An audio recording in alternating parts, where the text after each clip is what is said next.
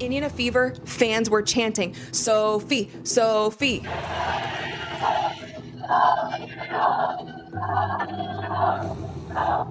Fans yelled for the referees to do something during a game where Caitlin Clark was being hacked left and right. Additionally, Sophie Cunningham. Well, they're going coast to coast. And here's we got another. In an instant that has now gone viral, in addition to sending JCS Sheldon a message, Sophie Cunningham, she sent the Connecticut Sun more than just a message. She messaged the WNBA as a whole. Be careful around Caitlin Clark. Teams are going to have to think twice about messing with Caitlin Clark again.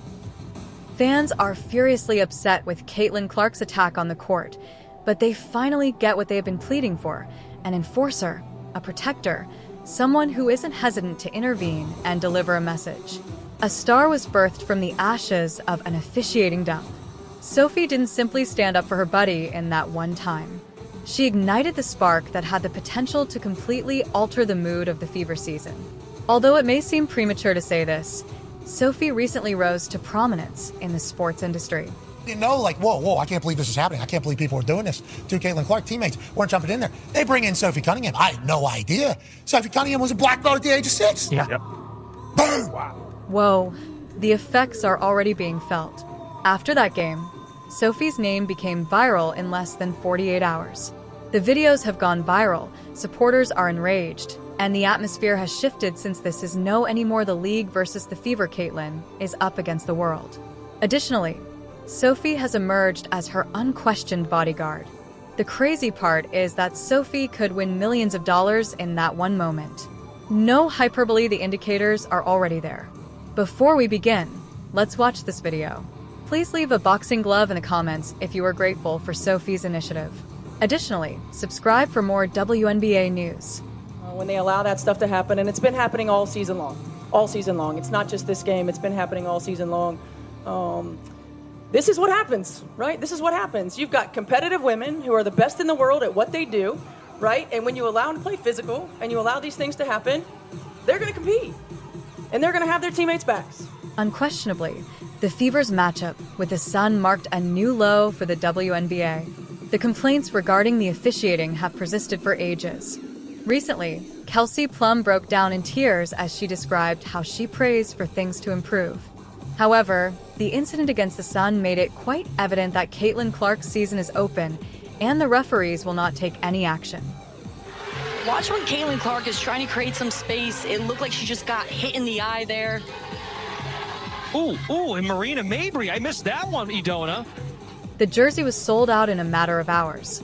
A week ago, fans didn't even know her name, but now they were all in, and this angle is wild, folks. There's the eye gouge. Watch Mabry. Boom! I mean, come on. the literal face of the league was targeted by JCS Sheldon, and in the ensuing chaos, Marina Mabry body checked Caitlin to the court. It appeared as though Dane Carrington and Kennedy Carter had somehow re-entered the game as a tag team, and the other play angles made it abundantly evident that the incident was even more heinous than it appeared in real time.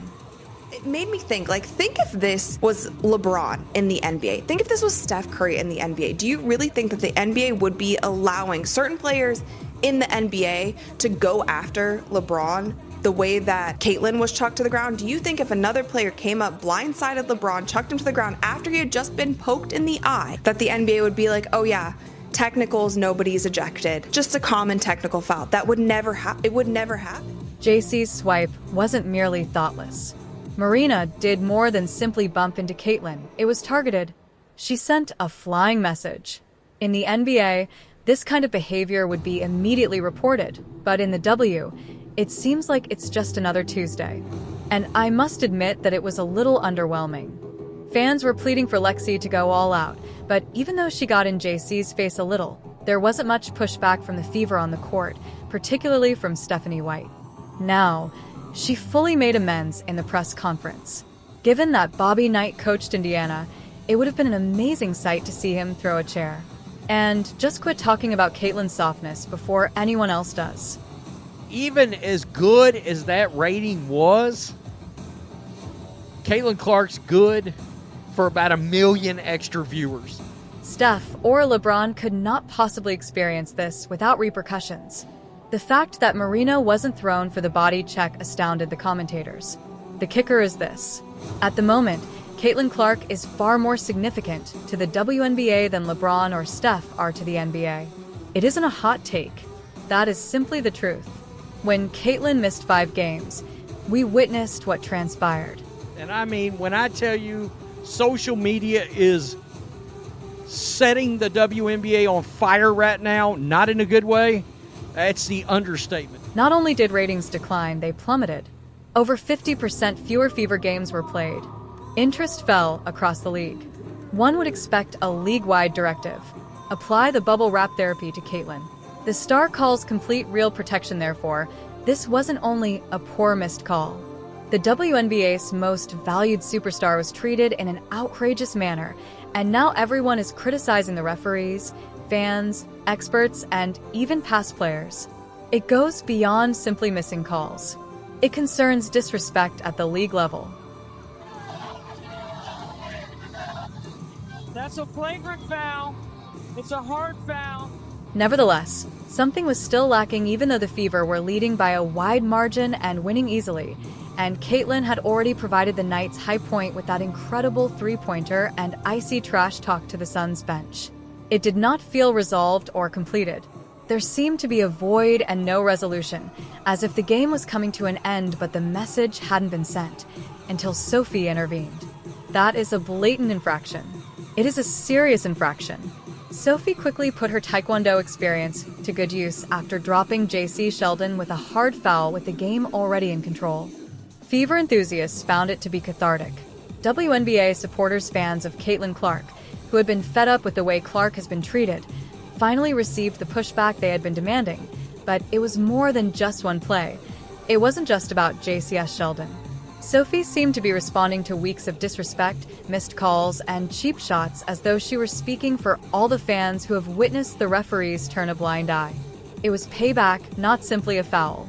And I truly think that this was a message that she was sending to the leagues, to the officiating, just like to everybody, because it is, if you are watching any of these games, you are seeing that there is a disparity in the way that it's being officiated, and the Indiana Fever are held to a standard that no other team is held to. This is where things start to get interesting, and explains why there is much more to this than just one hard foul. The league seems to have reached a turning point with what transpired against the Sun. Indeed, it's possible that the WNBA will examine its officiating problems in detail and resolve them. Perhaps, however, the absence of repercussions for this extreme face swipe and subsequent body check on the biggest player in the league was excessive. All right, enough is enough. You know, at some point, the line gets crossed too often where something needs to be done and things need to be corrected. That game has 2 main outcomes, both of which are enormous. Fans of Caitlin Clark, on the one hand, were already annoyed. For more than a year, the media has disparaged them, claimed they weren't true basketball fans, and even called them outright deplorable names when they were really packing venues and seeing an increase in viewership. And now that I've seen Caitlin get rad across the face and body checked to the ground with no repercussions, my annoyance has escalated into indignation. Again, the league's been handed this miracle, this beacon of light, while it was down in some dungeon in the basement on life support, and it was never turned a profit, lost $40 million last year. They get handed this beacon of light, and all these players cannot stand her. They're jealous, the players union. It looks like the whole league. Many Caitlin Clark followers have come to the point where they sincerely believe the league isn't interested in seeing Caitlin Clark flourish. And something changes when that occurs. Fans begin to support Caitlin Clark's continued dominance and the league's total collapse in every game without her, because if you're not going to defend her, support her, or even recognize the contributions she makes to your development, why would her fans remain for anything else? It's a horrible dynamic that isolates the league's biggest star, splits the fan base, and hinders long-term development. Then there's this. The anti-Clark fans, I am seeing them not only celebrate Kiki Riafen in this situation, but But say that Sophie Cunningham was at fault for what happened, and she got what she deserved, and saying, good job, Kiki Iriafe. Now, you may believe that this is merely internet chatter or a pointless small petition. And while Sophie's big clapback is hilarious, I'll get to it in a moment. But first, let's discuss what's really going on. Not only are there trolls, but there are also members of the fandom who are going utterly crazy. They want the WNBA to move the All-Star game from Indianapolis, demand that Sophie be expelled from the league, and even demand that boycotts be used. And when you pause and reflect on only a few months in the past, it becomes even more comical. We are seeing literal people, not threats of violence, but people encouraging violence against a player. And that's not on. That's not on for nothing. There are people literally out there encouraging violence against Sophie Cunningham. And these are the people that want to say another fan base is the worst fan base in the WNBA, and they're encouraging literal violence against players. Haters of Clark were all right when Sophie Cunningham was forcefully knocked to the ground during a preseason game against the Mystics. They not only supported the tackler Kiki Fun, but they also applauded it, with some of the most vocal people on the internet even calling for more of it.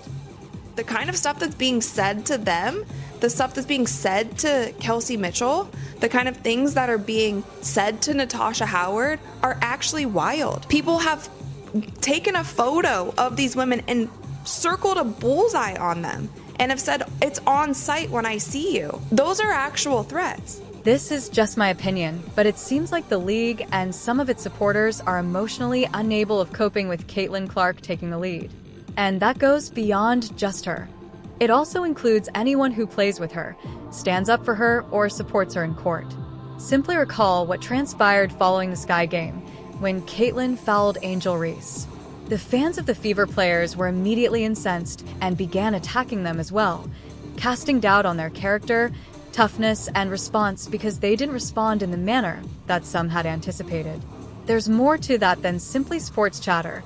It seems like being connected to Caitlin Clark in any manner makes you a target. Once more, Caitlin Clark and her teammates are up against the entire world.